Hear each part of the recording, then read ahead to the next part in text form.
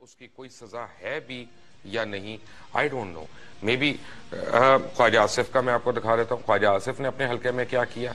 بڑے بڑے نام ہیں یہ، ان کی لسٹیں پکڑی گئی وہاں پہ.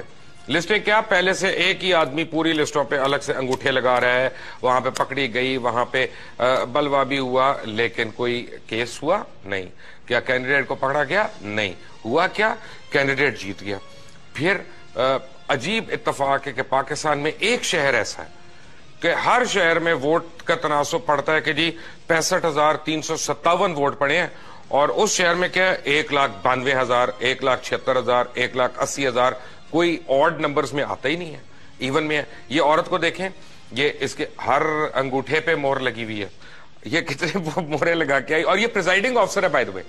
یہ پریزائڈنگ آفسر ہے، میں آپ کو بتاتا ہوں کس جگہ کی ہے. NA-110 کی پولنگ ایجنٹ ہے، سوری.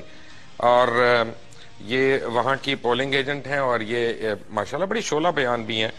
اور اس کے بعد آپ کو دکھاتا ہوں کہ ہجرت کالونی جو کے پی کی ہے، ہجرت نہیں، بیلٹس آن دا روڈ، آپ کو دکھاتا ہوں کہ کس طرح بیلٹس کا استحصال ہوا. اب مجھے الیکشن کمیشن یہ بتا دے یا سی بتا دے کہ اس کی کیا سزا ہے یا ان کے پاس کوئی جرم ہے. جب آپ کے مخالف امیدوار کو ووٹ پڑے ہیں تو آپ نے اس کے بیلٹ پیپرز اٹھا کے آپ نے وہ پولنگ بوتھ سے باہر پھینک دیا. آپ نے کہا نہ گنے جائیں گے، نہ کوئی ایسی کی تیسی، دوسرے ہلکے بوتھ سے ہم جیت جائیں گے. ہمیں کوئی پکڑ نہیں سکتا، ہمیں کوئی دیکھ نہیں سکتا. اور سارے کیمروں نے یہ پکڑا ہے. اتنا بڑا کرائم ہے، اور ہم یہ کہہ رہے ہیں کہ جی چند جگہوں پہ دھاندلی ہوئی ہے، جبکہ کوئی اس میں شک نہیں ہے کہ ملک کے شاید ہی کوئی حصہ ہو جہاں پہ دھاندلی نہ ہوئی ہو.